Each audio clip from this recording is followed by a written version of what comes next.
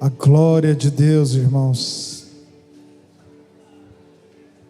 Isso é o que tanto desejamos experimentar, conhecer sobre nós. Se a glória de Deus toca um homem, toca a sua casa, eles jamais serão os mesmos. Sabe, nós estamos vivendo dias de tantos avanços tecnológicos. Vocês estão me ouvindo aí? Sim? Ótimo. Avanços tecnológicos, avanços nas ciências de forma geral, avanços no cuidado com a alma humana, avanço em tantas coisas. Mas ao mesmo tempo que todas as vezes em que na sociedade avanços acontecem, me parece que há uma semeadura de Satanás, para que junto com esses avanços, a sociedade tenha a sensação de estar suspensa, porque quando nós avançamos, nós ficamos mais leves. É uma questão de física. Parado, nós somos mais pesados. Então, quando a sociedade tem a sensação de estar avançando, ela é mais manipulável.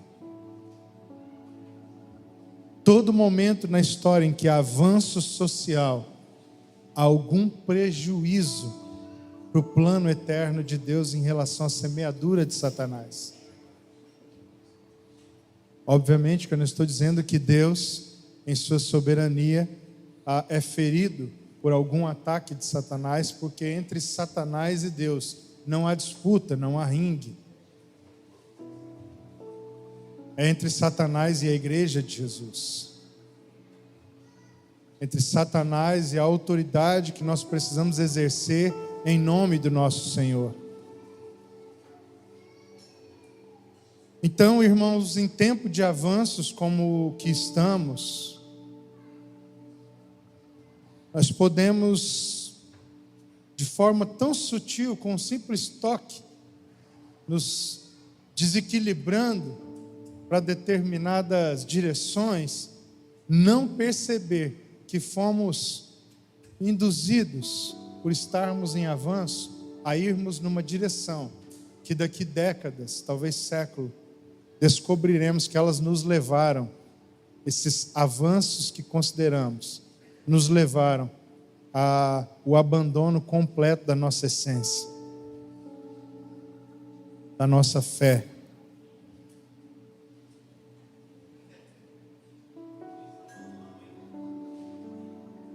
Rapaz,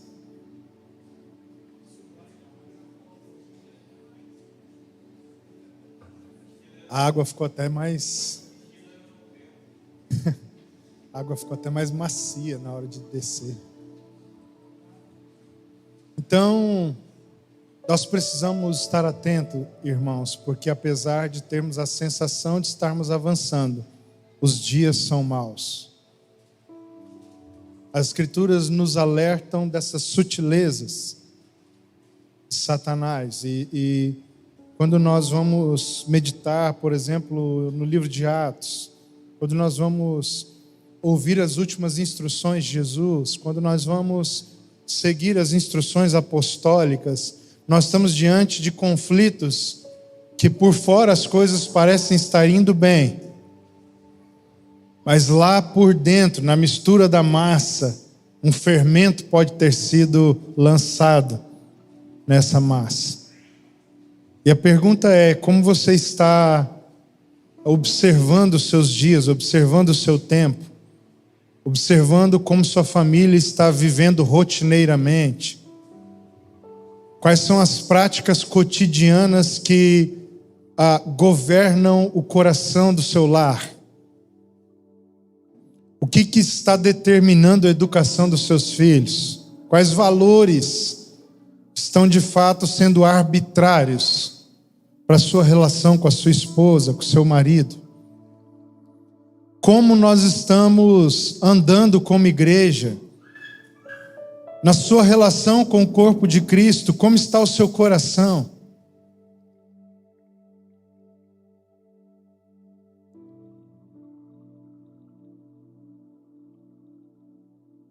precisamos ser batizados da humildade de Jesus nesses dias.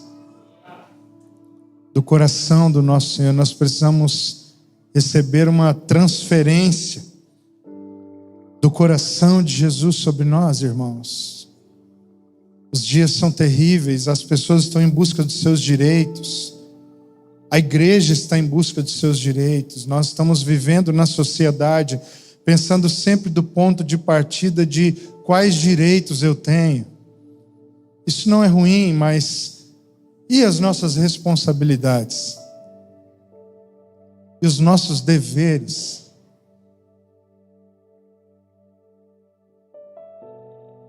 Você entende isso?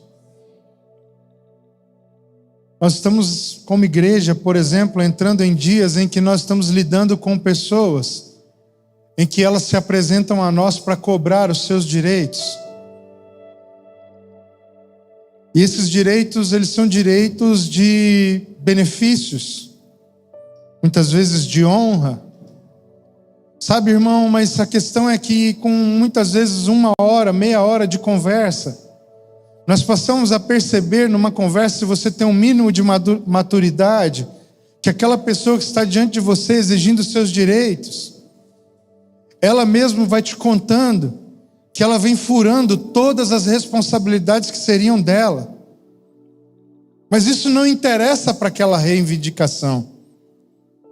O que interessa para aquela reivindicação é apenas aquilo que ela considera que vai beneficiar a vida dela. Ainda que, infelizmente, em muitas dessas situações, Rafa, os benefícios que ela está cobrando ou exigindo têm a ver com as responsabilidades que ela deveria ter assumido. E se tivesse cumprido o seu papel, ela de fato teria aqueles direitos. Mas muitas vezes ela está cobrando direitos que só existiriam se ela tivesse cumprido as suas responsabilidades.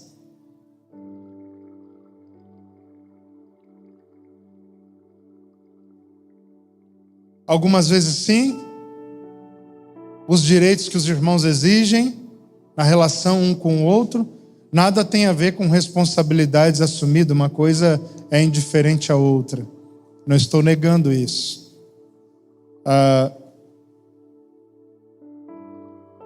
O meu direito como marido não está ligado necessariamente apenas ao cumprimento de algumas das minhas responsabilidades ou de todas elas. Ok? Por exemplo, se eu não... Vou falar lá da minha casa, né?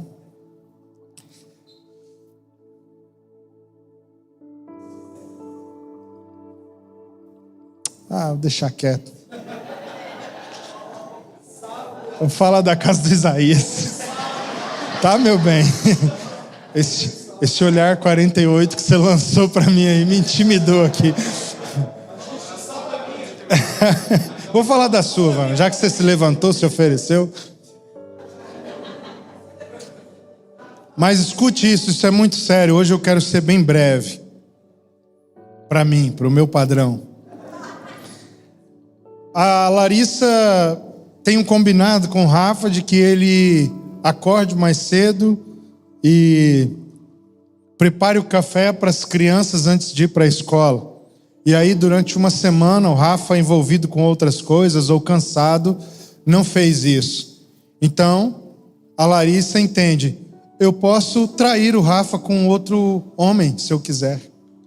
Porque ele não fez a parte dele, ele também não pode me cobrar que eu faça a minha. Entende? Muitas vezes a nossa relação com os nossos irmãos está sendo assim. Como você não fez o café, eu posso te trair. Como você não afagou meu ego, eu posso te deixar, te abandonar, te ferir. Eu posso me negar a suportar os meus processos, porque você não atendeu às minhas necessidades. Só que tem uma questão, irmãos. No casamento, nós estamos em pé de igualdade. Mas na relação da igreja de Cristo, quando nós ferimos um irmão, nós estamos ferindo o nosso Senhor.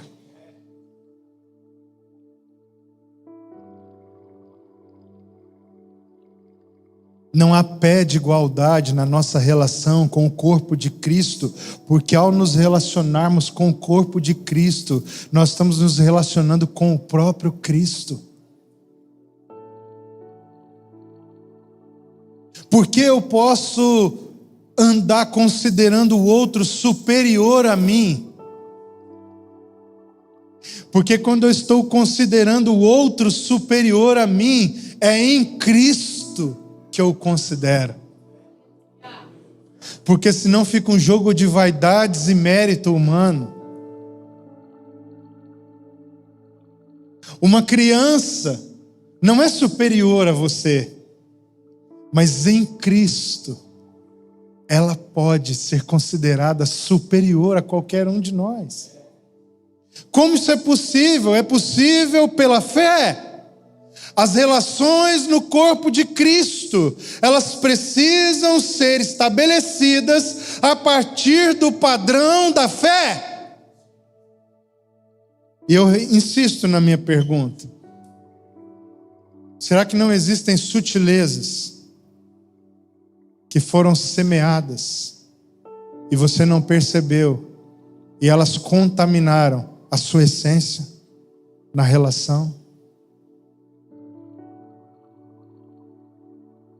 E a Bíblia diz, irmã Geralda, sobre tudo o que se deve guardar, guarda o seu coração, porque dele procedem as fontes da vida. Você entende isso, Isaías? É no coração que as sutilezas de Satanás são recebidas, mas é no coração que elas devem ser rejeitadas.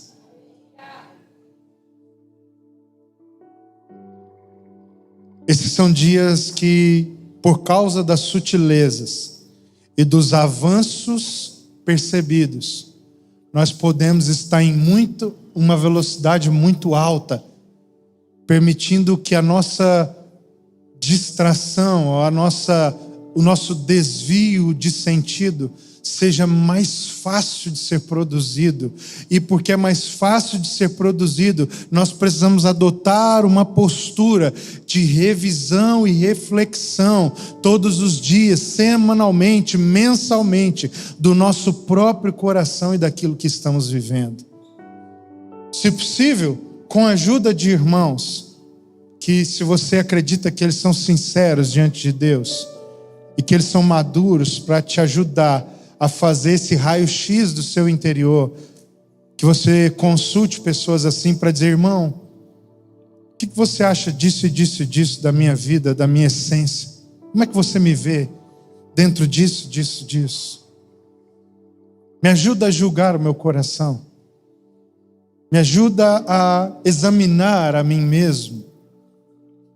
E nós fazermos isso em uma postura de quebrantamento, humildade, em uma postura de completa devoção ao Senhor, debaixo de um espírito de oração, de súplica, de uma piedade interior muito profunda, irmãos, porque nós podemos estar equivocados, sem estarmos percebendo isso. Vocês estão aí? Eu falava um pouco semana passada que em minha viagem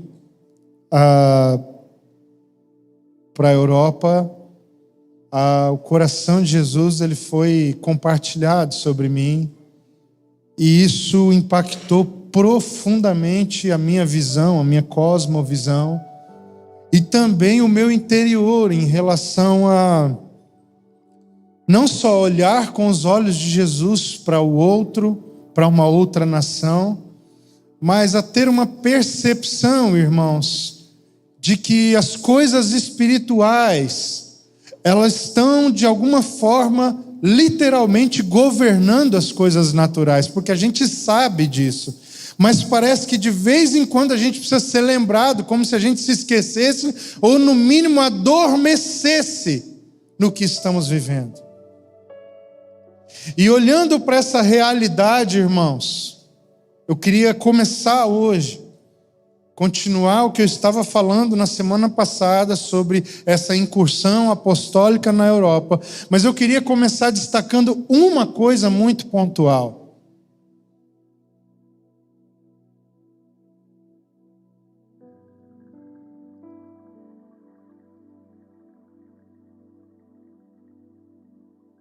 Todas as vezes que eu viajo,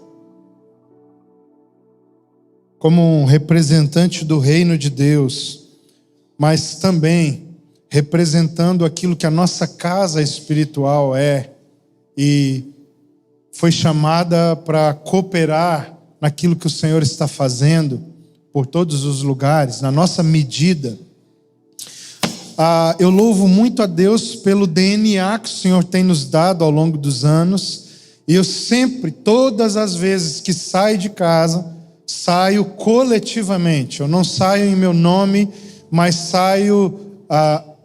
Caraca, velho, comendo uma banana do nada, assim. Isso aqui é uma igreja boa, né? A irmã está ali assistindo o culto, comendo uma banana nanica na minha frente, olhando para minha cara, tipo, ai, que palavra boa, que legal essa história. Hã?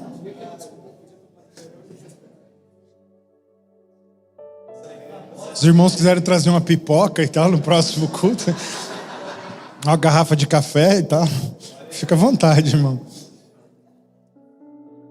Um amendoim, né?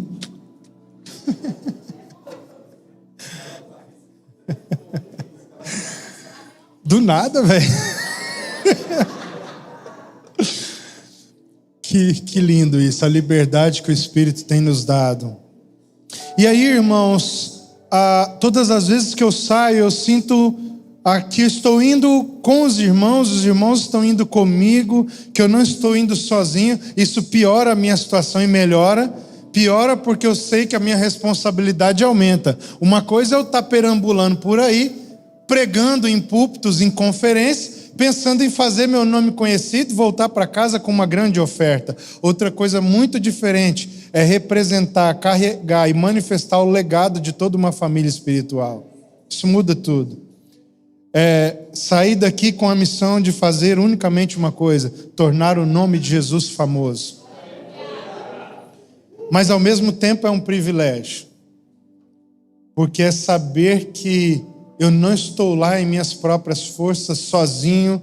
Eu não estou lá dependente de mim mesmo. Eu estou lá com toda uma família, um homem coletivo com o qual nós estamos dia a dia sendo edificados e participando não pelo nosso sangue, mas pelo sangue de Jesus, dessa unidade que se torna real, manifesta na vida uns dos outros quando nós andamos com esse fio de aliança conectado e dando manutenção a isso. Todas as vezes eu saio e os irmãos cooperam diretamente e indiretamente com as missões que eu cumpro, e sei que muitos outros que vão, eu falo eu porque sou eu quem mais vive essa realidade aqui na casa, mas outros irmãos eu sei que também já experimentaram isso. E por que eu estou dizendo isso, irmãos? Porque eu quero aqui louvar a Deus pela vida da igreja, não só dos irmãos que estão aqui, mas por toda a nossa família espiritual espalhada por outros lugares, vários pastores, igrejas, que durante essa viagem todos os dias oraram, jejuaram, estiveram comigo em intercessão, em lágrimas, por meio de dons espirituais, por meio de ações, manifestações de carinho, de encorajamento, irmãos que estiveram conosco financeiramente. Eu queria louvar a Deus pelo que você está se tornando, pelo que essa casa está se tornando. E eu queria ser enfático, Rafa, para destacar que todas as vezes que vou, me sinto junto com os irmãos e sinto que a vida que eu estou carregando não é só a vida que Jesus gerou em mim, é a vida que Jesus gerou em nós. Mas dessa vez, nessa viagem, foi totalmente diferente de todas as outras que eu já fiz. Todas as outras são incríveis. Eu compartilho às vezes com algum amigo que está comigo e eu percebo que eles ficam assim: meu Deus, como é que esses irmãos vivem dessa forma? o que levou esses irmãos a estar tão comprometidos assim. Isso é muito impactante. Mas dessa vez, irmãos, é como se eu sentisse o tempo inteiro, com um fio de energia, estivesse ligado entre eu e vocês. Todos os dias, do levantar ao deitar, e quem me conhece sabe que eu faço isso pouco, principalmente quando eu estou em viagem. As poucas horas que havia de espaço entre o estar acordado e estar dormindo, eu senti a unção de Deus, a glória de Deus, tão presente, tão forte, tão manifesta em minha vida, irmãos. Talvez as pessoas não perceberam isso, mas não importa. Eu percebi e tinha uma confiança no Senhor, eu tinha uma segurança no Senhor, como eu nunca havia experimentado antes.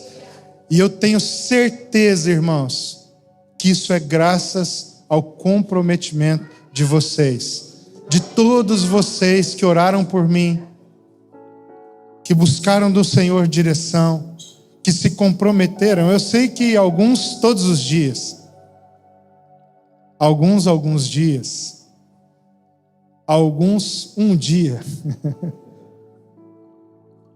mas é como se eu ouvisse as orações dos irmãos, é como se eu recebesse, enquanto os irmãos estavam orando, o poder de Deus. Isso foi real, Rafa. Eu não estou contando isso, como eu disse, todas as vezes me sinto assim, mas dessa vez foi totalmente diferente. Parecia que, eu não sei, vocês ficaram mais crentes, irmãos, enquanto eu estava viajando? Meu Deus, irmãos, havia uma manifestação da presença de Deus tão forte, e parece que eu estava normal, o meu estilo de vida ali era o mesmo que eu vivo sempre, mas eu acho que alguma coisa estava diferente naquilo que vocês estavam enviando sobre a minha vida. Foi uma viagem gloriosa, carregada da presença de Deus. Sim, houveram contra-ataques, houveram levantes de Satanás, mas, irmãos, o poder de Deus era tão grande que isso durava uma questão de minutos. E eu queria louvar a Deus por você, por essa casa, pelos profetas que conduziram esse processo, pelos irmãos da nossa equipe ministerial que abraçaram a causa sem titubear, os nossos diáconos, toda a liderança da igreja, cada irmão, cada criança. Eu recebi mensagem de criança, eu recebi palavra de adolescentes. Irmãos, eu sou muito grato a Deus pelo que nós construímos. E por causa disso eu quero te dar uma notícia. Eu não quero mais sair de casa de outra forma. Isso é bom demais, irmãos, porque parece que tem hora que eu estava ouvindo algum irmão sussurrar alguma coisa para mim enquanto eu estava lá. Era como se o meu corpo fosse formado de vários corpos. É como se a minha mente tivesse sido adicionada de vários entendimentos, de várias perspectivas, que naturalmente eu não as tenho. É como se por um instante eu tivesse recebido superpoderes, irmãos. E eu queria dizer para você que esse é o padrão de envio que nós estamos construindo nessa casa. E aqui eu não estou falando de viagens missionárias. Eu estou falando quando dessa casa as sementes começarem a ser enviadas para tocar outros lugares, para tocar outras nações da terra. Eu fui totalmente suprido, fisicamente, emocionalmente, espiritualmente. Transbordando, irmãos, de alegria, transbordando de graça, transbordando de amor, transbordando de unção, transbordando até de dinheiro, irmãos.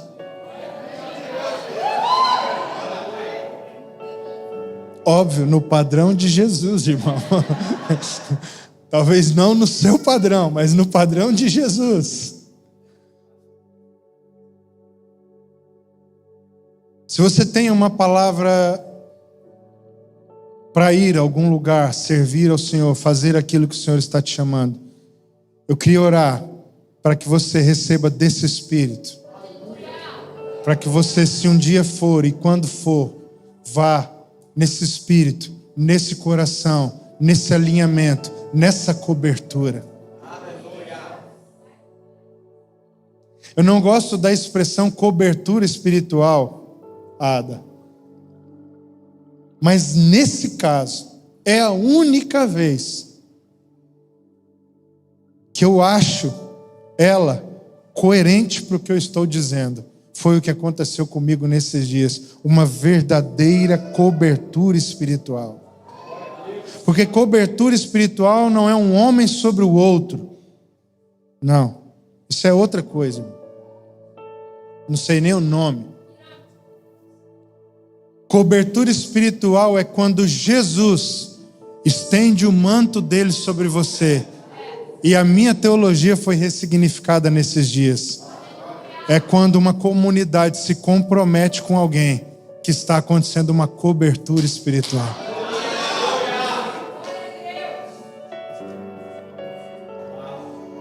Então, nesses dias eu estava recebendo cobertura espiritual dos irmãos. Uau! Que qualquer um que sair dessa casa vá debaixo de uma verdadeira cobertura espiritual.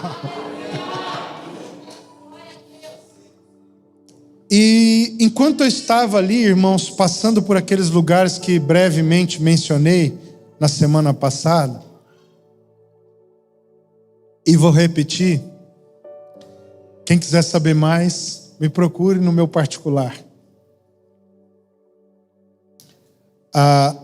Deixa eu abrir um parênteses aqui para dizer uma coisa para a igreja. Irmão, cuidado, muito cuidado, para você não estar perdendo de desfrutar daquilo que pode transicionar você, colocando as responsabilidades sobre o outro e não sobre si mesmo. Eu escutei algumas pessoas falando comigo ou de mim para alguém nesses dias. Eu não procurei o AP porque eu sei que ele está muito ocupado. Você sabe como? Você supôs isso? Porque comigo mesmo, quem disse isso não falou. Só imaginou, ou sei lá do que, pensou e tomou uma decisão por si só. Sem me dar nem ao menos o direito de dizer, estou ocupado. Pensou que eu estou ocupado e isso definiu o teu procedimento. Cuidado. Fecha parênteses. Quando eu estava ali andando por aqueles lugares, pensando em tantas coisas, com exceção dos jovens, né? Os jovens fica mandando mensagem mesmo. Que maravilha. Que maravilha. Você mandou mensagem para mim? Ah, tá. Quando eu chegar da próxima viagem, tá, Ingrid? Então, irmãos, passando por aqueles lugares, lembram do que eu falei semana passada? Enxergando aquelas coisas, ouvindo aquele barulho espiritual ensurdecedor da fome que há no interior daquelas pessoas. Eu acho que eu vou ter que ir na Europa de novo, Rafa. Eu acho que eu fui na Europa errada. Deve ser o outro lado da Europa, né, que o pessoal fala, porque, cara, eu não consegui encontrar esse lugar de sequidão. Eu não consegui ver esse lugar. Diante de Deus, irmãos, eu não estou falando isso para dar certo, não. Cara, foi muito impactante, porque teve lugares que eu não falei uma palavra, só conseguia chorar, de tanta fome que havia ali. E juntando, irmãos, todos os dias nisso, pisando nas nações pela primeira vez na Europa, uma viagem apostólica do espiar uma terra sob palavras proféticas de décadas que haviam sido liberadas sobre nós, sobre mim, ali sem entender direito, vou dizer a verdade, porque há uma ansiedade no coração, o que vai acontecer, exatamente o que eu vim fazer, para que Deus me trouxe aqui. Então o tempo inteiro atento, ligado, tentando entender alguma coisa aqui, Senhor, que você queira falar comigo, alguma coisa que você queira compartilhar. E quando eu voltava, irmãos, no último voo, diga-se de passagem, que voo, eu cheguei em Campinas acreditando que eu tinha quebrado umas 3 costelas, que eu precisaria ficar internado uns 1 mês, 2 meses para resolver algum problema que tinha dado no meu corpo. Porque eu tinha um nó nas costas, um nó no pescoço, um nó na perna, uma dor no joelho, uma dor no tornozelo. Que o voo é muito desconfortável, né? Principalmente para quem é um pouco mais espaçoso, assim como eu, né? Se não bastasse o espaço da assim, tem o assim também, o joelho pegando na poltrona, aquela coisa toda. Cada hora que o passageiro da frente baixava a poltrona, eu quase subia na de trás. Enquanto eu tive bastante tempo nesse voo, pensando, e ali eu chorei, eu orei, eu pegava as minhas anotações e olhava e começava a chorar de novo, lembrando de algumas cenas, de algumas imagens, e celebrando a Deus em gratidão pelo que eu acabei de dizer sobre vocês. Caraca, olha essa palavra que esse irmão me mandou. E às vezes eu abria ali algum áudio, alguma coisa que um dos profetas tinha mandado para mim, e ia lá dar uma olhadinha. Cara, isso aqui foi pontual. Porque isso aqui eu estava ali, eu lembrava da cena, nessa hora estava acontecendo isso, e eles me mandaram essa mensagem para mim. Cara, que loucura isso que nós vivemos. E ali eu comecei a fazer juntar as informações que eu acreditava que o Senhor estava compartilhando comigo, porque algo estava acontecendo ali. Eu já disse uma coisa na semana passada.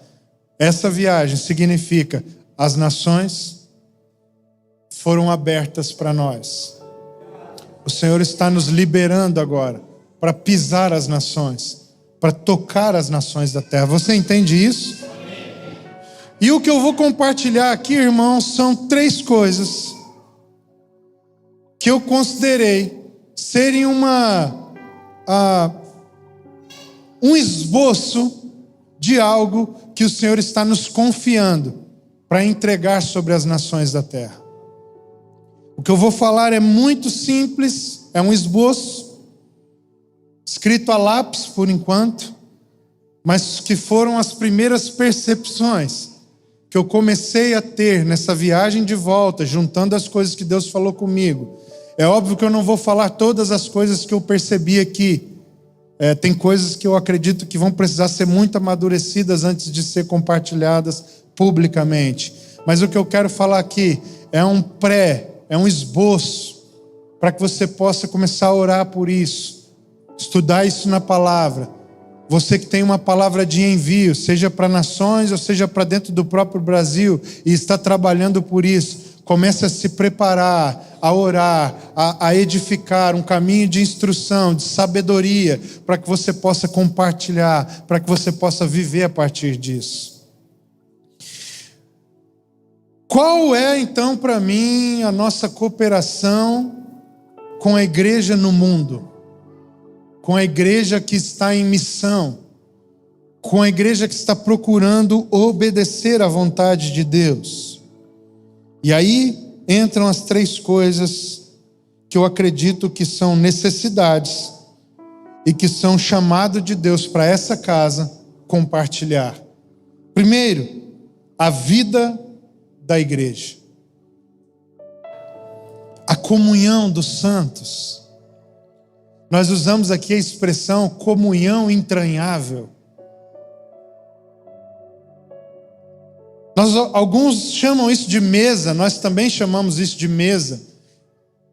Essa beleza que é a estrutura, a espinha dorsal da igreja de Cristo, a vida da igreja, talvez seja uma das maiores graças que o Senhor tem confiado a nós, para levarmos como uma semente a ser espalhada por todos os lugares, por onde andarmos, tanto para aqueles que já são igreja, quanto para aqueles que nunca ouviram falar sobre a igreja.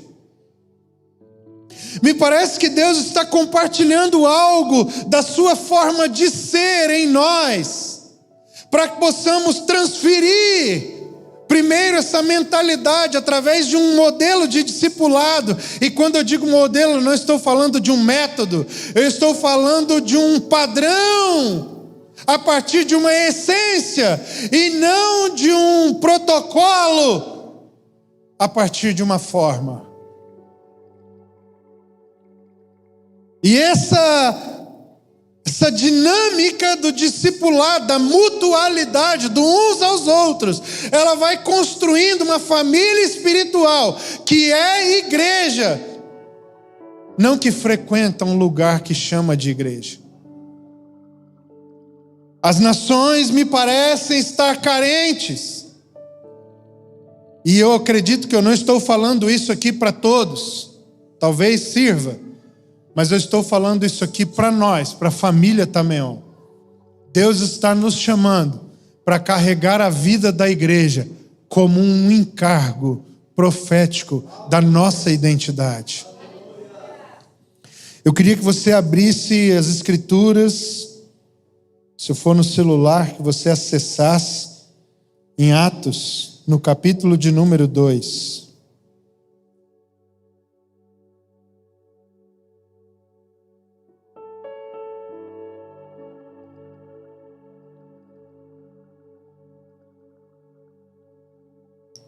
Versículos de número 42. Diz assim: e perseveravam na doutrina dos apóstolos e na comunhão, no partir do pão e nas orações. Em cada alma havia temor, e muitos prodígios e sinais eram feitos por intermédio dos apóstolos. Todos os que creram estavam juntos e tinham tudo em comum. Vendiam as suas propriedades e bens, distribuíam o produto entre todos, à medida que alguém tinha necessidade. Diariamente perseveravam unânimes. No templo, partiam pão de casa em casa e tomavam as suas refeições com alegria e singeleza de coração, louvando a Deus e contando com a simpatia de todo o povo. Enquanto isso, acrescentava-lhes o Senhor, dia a dia, os que iam sendo salvos. Olhe para mim. Esse texto que nós acabamos de ler é o fundamento profético que deu origem a essa casa. Essa foi a primeira visão, a primeira experiência sobrenatural que eu tive com o Senhor lá atrás. Foi com este texto. Vá para Atos, capítulo de número 4. Versículo de número 32. Diz assim: da multidão dos que creram, era um o coração e a alma. Eu vou repetir: da multidão dos que creram, era um o coração e a alma. Ninguém considerava exclusivamente sua nenhuma das coisas que possuía. Tudo, porém, lhes era comum. Comunhão entranhável. Com grande poder os apóstolos davam testemunho da ressurreição do Senhor Jesus, e em todos eles havia abundante graça. Em todos eles havia abundante graça.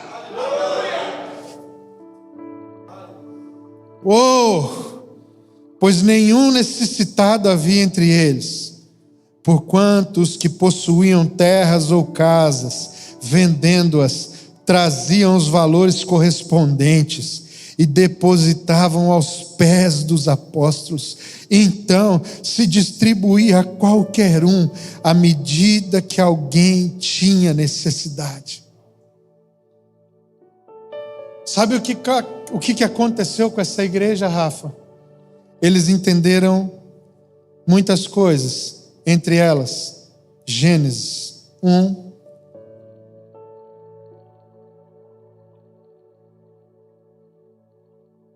Eles entenderam isso aqui, Também, verso 26, também disse Deus: façamos o homem à nossa imagem, conforme a nossa semelhança, Tenha ele domínio sobre os peixes do mar, sobre as aves do céu, sobre os animais domésticos, sobre toda a terra e sobre todos os répteis que rastejam pela terra. Criou Deus, pois, o homem, à sua imagem. A imagem de Deus o criou. Homem e mulher os criou. Sabe o que essa igreja entendeu? Que o homem só é plenamente o reflexo do que Deus é, se formos juntos um no outro. Disse Deus: façamos o homem conforme a nossa imagem e semelhança. Sabe o que esses irmãos entenderam? Que todo ser humano foi criado à imagem e semelhança de Deus em Adão. E em Cristo fomos feitos uma nova criação. O que em Adão foi separado, em Cristo nasce unido. E só é possível manifestar a imagem e semelhança que perdemos no pecado, se em Cristo tomarmos uma decisão de sermos no coletivo, até que todos os seres humanos da terra possam ter a oportunidade de aceitar um convite, de terem a sua essência, imagem e semelhança de Deus, restaurada ao padrão do eterno outra vez. João 17, olha o que diz sobre isso. Em João 17, verso 18: assim como tu me enviaste ao mundo, também eu os enviei ao mundo. Qual percepção que eu estou compartilhando? A necessidade da igreja no mundo. A partir da minha percepção, qual é a vocação que o Senhor tem nos chamado como família Tameon, a nos preparar para compartilhar em todos os lugares por onde formos. Um padrão de envio. E eu estou falando da primeira necessidade que eu enxergo dentro da nossa vocação, a vida da igreja. Jesus está dizendo como ele foi enviado. E como ele foi enviado, ele está enviando os seus discípulos. E aí ele diz: e a favor deles eu me santifico a mim mesmo, para que eles também sejam santificados na verdade. Foi isso que eu experimentei aqui nesses dias. Não rogo somente por esses, mas também por aqueles que vierem a crer em mim, por intermédio da sua palavra. Preste atenção, verso 21. A fim de que todos sejam um. E como és tu, ó Pai, em mim, e eu em ti, também sejam eles em nós, para que o mundo creia que tu me enviaste. Escuta, talvez uma das maiores e poderosas ferramentas de evangelização no mundo, nos últimos dias, será o sermos um, a comunhão dos santos. Como termina Atos 2, 47? Como ele conclui? Louvando a Deus e contando com a simpatia de todo o povo. Enquanto isso, acrescentava-lhes o Senhor, dia a dia, os que iam sendo salvos. A segunda necessidade, que envolve a tarefa da igreja. Então a primeira chamamos de vida da igreja. A segunda eu vou dizer, dentro da minha percepção, desse esboço que eu estou fazendo, qual é então a tarefa da igreja em relação às necessidades do mundo. Qual é a tarefa da igreja? A tarefa da igreja continua sendo a evangelização de todos os povos. Mas eu vou acrescentar uma palavra aqui que é bíblica, Rafa. E se ficar alguma coisa obscura, vocês me ajudem, por favor.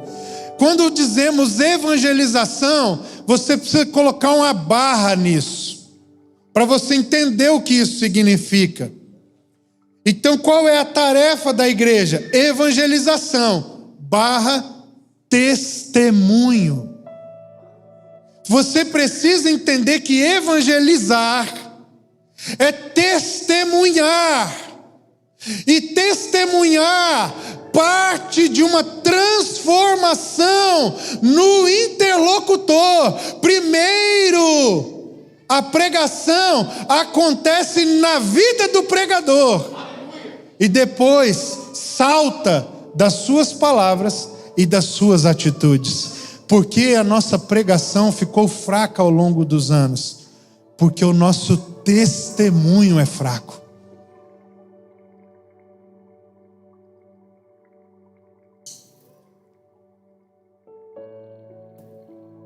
As nossas palavras podem até ter ficado mais bonitas, mas a vida que está operando em nosso interior, ela pode ter ficado diluída.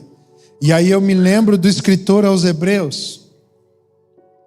E aqui eu quero ligar todos esses pontos com o escritor aos Hebreus no capítulo 7. Tanto a vida da igreja quanto a tarefa da igreja. Quanto o próximo ponto também. Então eu vou deixar para a gente encerrar com Hebreus 7. Alguém me lembra disso? Tudo bem? Quando nós olhamos para a tarefa da igreja, vá para Mateus 28.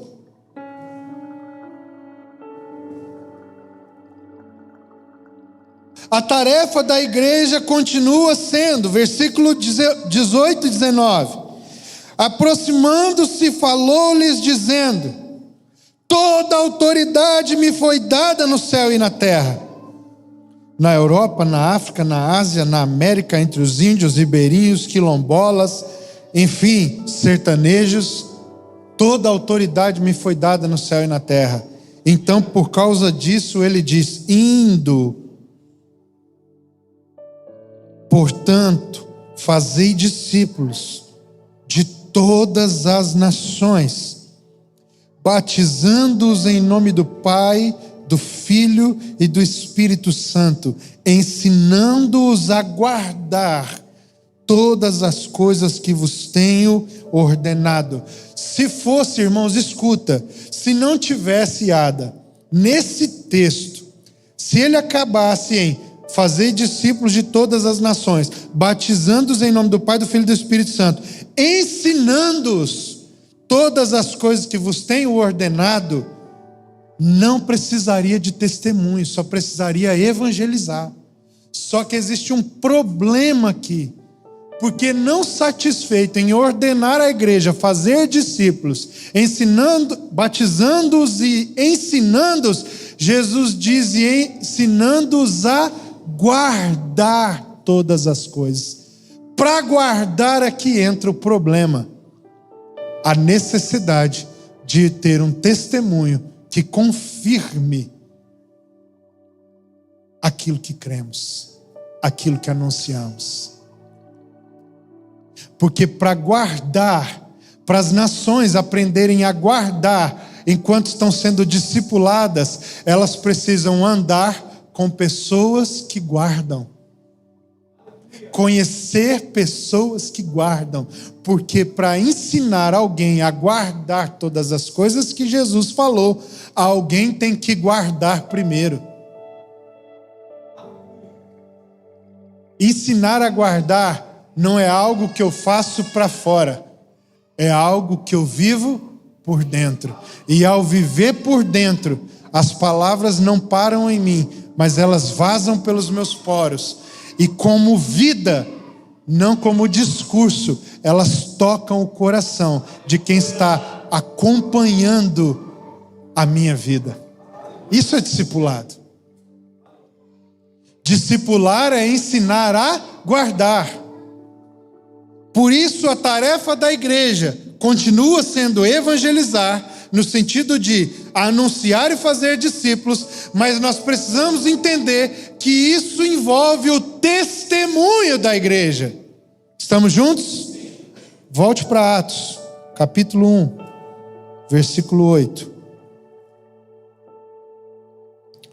E diz assim: mas recebereis poder ao descer sobre vós o Espírito Santo, e sereis minhas testemunhas, tanto em Jerusalém, como em toda a Judéia e Samaria, e até aos confins da terra. Recebereis poder para ser o quê? Minhas testemunhas.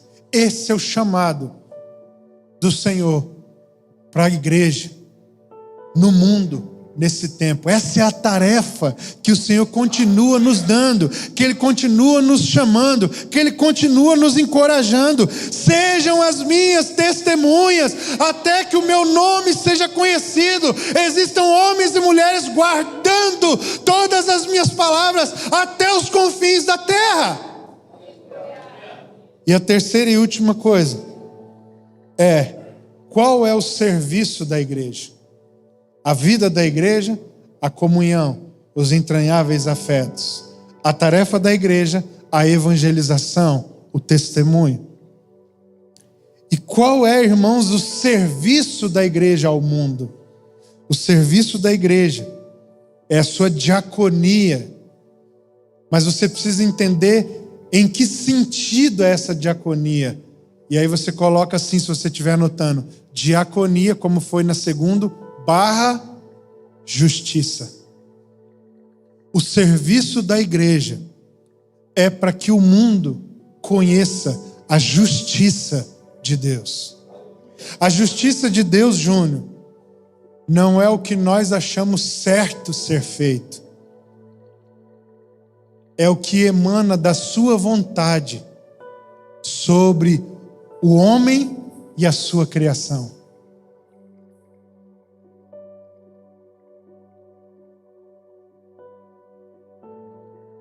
Se você vê alguém drogado,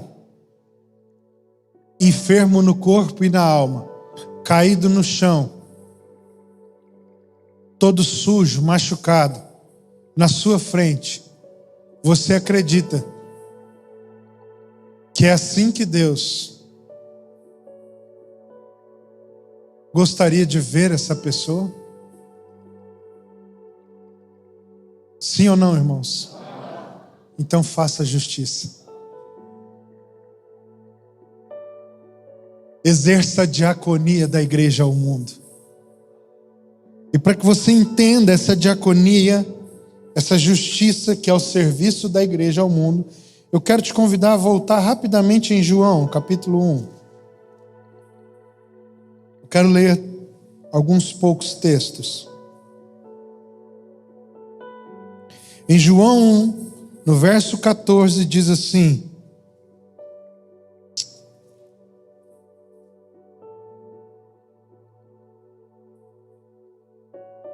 João 1,14 diz: e o Verbo se fez carne e habitou entre nós, cheio de graça e de verdade, e vimos a sua glória, glória como do unigênito do Pai. Você viu isso? Você viu isso, sim ou não? Você teve essa experiência?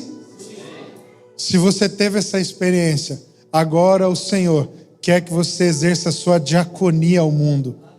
Que agora o mundo tenha essa experiência através do seu serviço. Vimos a sua glória. Como vimos a sua glória, irmãos? João descreve: e o Verbo se fez carne e habitou entre nós. É por meio da diaconia, da justiça da igreja, que o mundo, aquele que está caído, aquele que está nas trevas, é iluminado e pode ver a luz que o Senhor é. E como ela vê isso? Quando através de nós o Verbo continua encarnando e habitando entre eles. Vá para Lucas, capítulo 4. Obrigado. Lucas 4.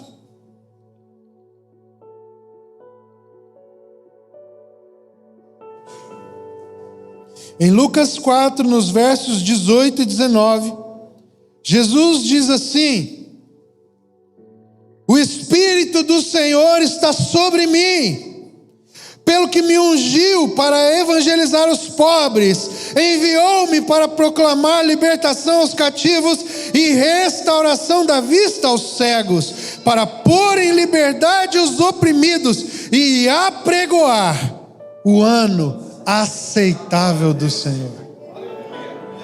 Jubileu! A diaconia da igreja é para tocar uma trombeta para o mundo inteiro ouvir. É tempo de jubileu!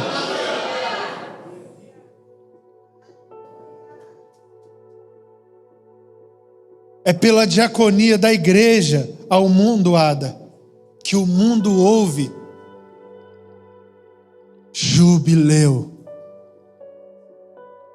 Se vocês quiserem, Cristo se fez carne e habitou entre nós. E isso está sendo dito através do serviço da igreja.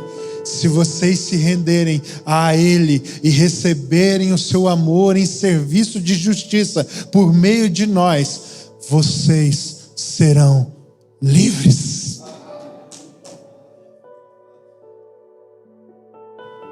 João 20, volte para João 20. E olha o que diz no verso de número 21, vou ler apenas esse. Disse-lhes, depois que ele se colocou entre eles e apresentou suas mãos furadas e o seu lado rasgado. Disse-lhes, pois, Jesus outra vez: paz seja convosco. Assim como o Pai me enviou, Rafa, eu também os envio. No primeiro padrão de envio que eu mostrei, nós vimos que ele foi enviado em comunhão, em unidade. E aqui em João 20, Jesus está dizendo um outro padrão. Eu fui enviado para o encarnar, ser ferido por amor daqueles que estavam em trevas, para que eles tivessem seus olhos abertos e vissem a minha luz e a minha glória brilhasse sobre eles.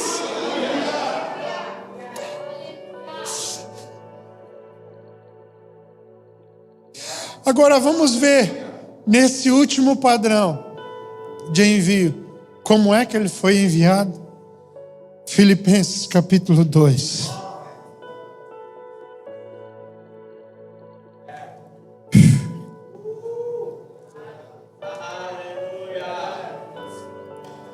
Versículo 5. Tende em vós o mesmo sentimento que houve também em Cristo Jesus.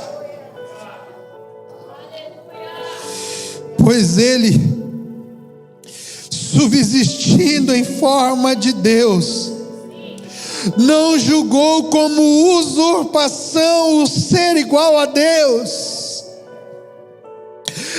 Antes, a si mesmo se esvaziou, assumindo a forma de servo, tornando-se em semelhança de homens e reconhecido em figura humana, a si mesmo se humilhou, tornando-se obediente até a morte, e morte de cruz.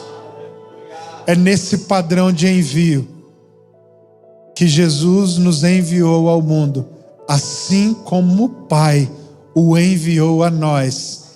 Ele nos enviou ao mundo para que, cumprindo a nossa tarefa, em unidade com a vida da igreja que Ele nos deu, o mundo possa crer que Ele nos enviou e que, porque fomos nessa condição, nesse espírito e com essa responsabilidade, Ele foi enviado pelo Pai ao mundo através de nós. Porque em João 17, Jesus está deixando entre parênteses a possibilidade de que os discípulos que viessem a crer, ao saber as suas palavras, entendessem que ele estava sendo enviado ao mundo através deles, e não pela sua própria encarnação, mas pela encarnação do seu testemunho na vida da sua igreja. E que vida é essa? Hebreus capítulo 7, para encerrarmos.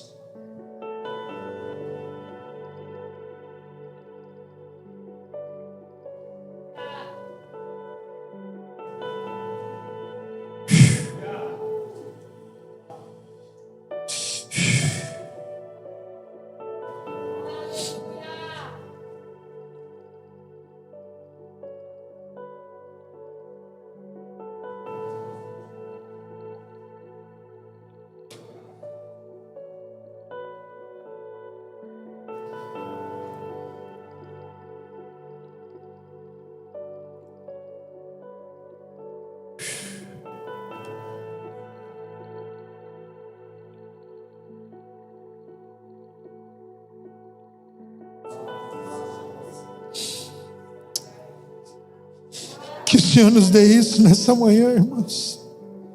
Versículo 11. Se, portanto, a perfeição houvera sido mediante o sacerdócio levítico, teleios, pois nele baseado o povo recebeu a lei, que necessidade haveria ainda de que se levantasse outro sacerdote, segundo a ordem de Melquisedeque, que não fosse contado segundo a ordem de Arão? Pois quando se muda o sacerdócio, necessariamente há também mudança de lei, porque aquele de quem são ditas estas coisas pertence a outra tribo, da qual ninguém prestou serviço ao altar. Pois é evidente que o nosso Senhor procedeu de Judá, tribo a qual Moisés nunca atribuiu sacerdotes. E isto é ainda muito mais evidente quando a semelhança de Melquisedeque se levanta outro sacerdote, constituído não conforme a lei de mandamentos carnal. Que vida é essa na qual fomos enviados? Mas segundo o poder de vida indissolúvel. A expressão grega aqui, para que você entenda o que significa vida indissolúvel, é um tipo de vida que não pode ser destruída. É vida indestrutível.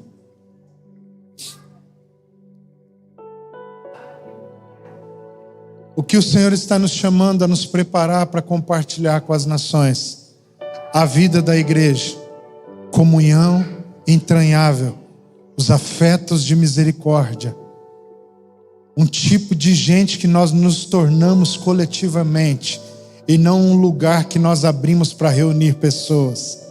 Qual é a nossa tarefa? A evangelização, testemunho de Cristo em todas as nações. Qual é o nosso serviço? A diaconia de justiça, que revela a encarnação de Cristo no padrão de Filipenses 2, no qual o nosso Senhor foi enviado para nos alcançar e nos enviou para alcançar os outros. Todas essas coisas falam de um tipo de vida que a igreja precisa viver para estar nas nações, cumprindo o que o Senhor a chamou, o padrão sacerdotal de vida indestrutível. Eu queria orar com você nessa manhã. Acredito que estas coisas são anotações, esboços, ou um esboço que nos próximos anos o Senhor vai nos ajudar a desenvolver, para a gente saber chegar com um modelo das nações para onde Ele nos enviar. Eu queria orar com você nessa manhã. Você pode ficar de pé, fechar os seus olhos.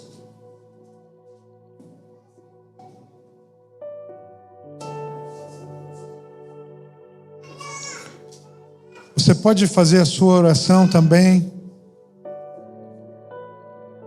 diante desse apelo, diante desse convite do Eterno para nós. Qual é a sua oração nessa manhã, meu irmão? Primeiro, tudo parte do seu testemunho. O que a igreja é para você? Você tem algo sobre a vida da igreja para de fato dizer, compartilhar? Segundo,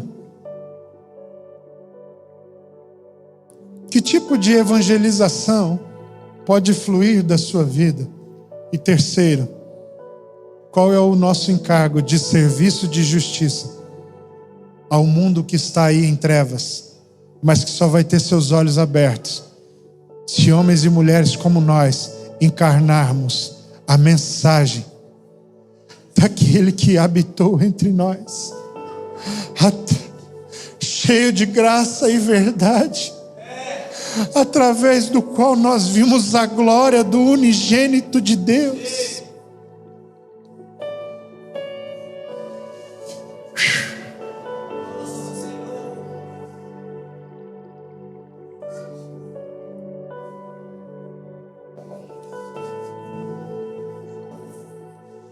Abra o seu coração diante do Senhor e ore. De joelhos, de pé, com os olhos fechados, abertos, sentado no seu lugar aqui na frente. Mas eu acredito que hoje nós precisamos dar uma resposta ao Senhor em oração, irmãos.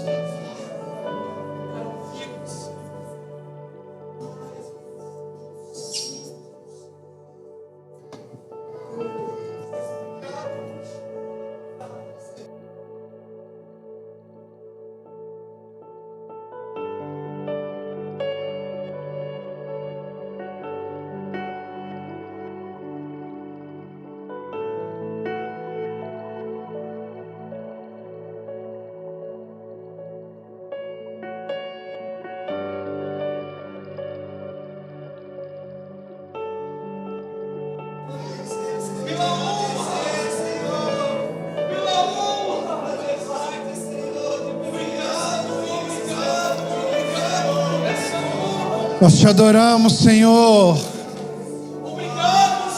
porque o Senhor, além de não desistir de nós, continua nos chamando dia a dia, semana a semana, a participarmos do que você deseja fazer em todas as nações da terra. Ajusta o nosso coração, alinha-nos no que for preciso, para que possamos ter o que repartir segundo o seu conselho, Senhor, quando formos a qualquer lugar da terra.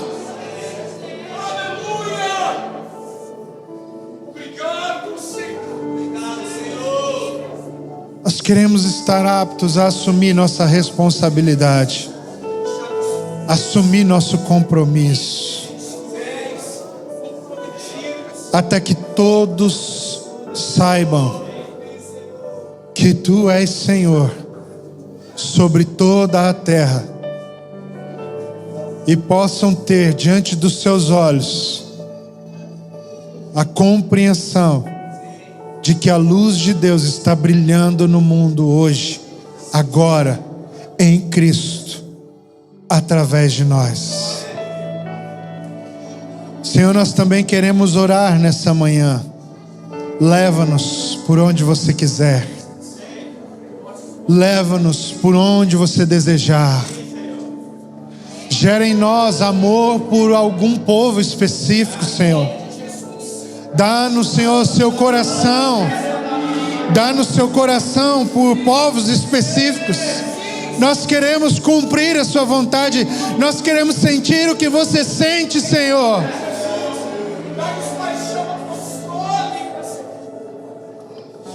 Nós oramos nessa manhã em arrependimento, em quebrantamento, em amor, em obediência, assumindo o compromisso de estarmos à sua disposição. Começa nos usando, Senhor, para nossa casa, para o nosso vizinho, para a nossa família, para os nossos colegas de trabalho. Ajuda-nos, Senhor, a vermos o fogo do Senhor se acender em nossa cidade, vidas serem alcançadas em nossa cidade. Desperta-nos, Senhor, de um sono profundo que caímos, para olharmos para o perdido com os seus olhos aqui do nosso lado,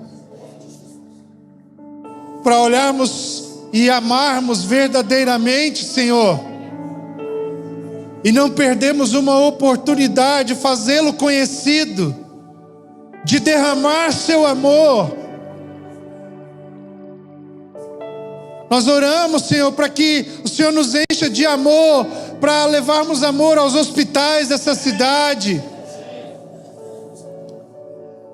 aqueles que estão em situação de injustiça nessa cidade, aos encarcerados dessa cidade, ao oprimido nessa cidade, Senhor, as crianças dessa cidade, as prostitutas dessa cidade, Senhor, aquele que é viciado, Senhor, nessa cidade. Batiza-nos de amor e compaixão, para que não aceitemos o comodismo evangélico, mas que vivamos em obediência por onde o Senhor nos levar. Seja a passeio, seja a trabalho, que a chama esteja acesa o tempo todo em nosso coração. Seja por um chamado, seja por uma viagem qualquer, seja na escola, no trabalho, seja num sítio visitar um amigo, que a sua presença queime, que os nossos lábios destilem a sua palavra dia e noite. Nós oramos em nome de Jesus. Em nome de Jesus. Amém.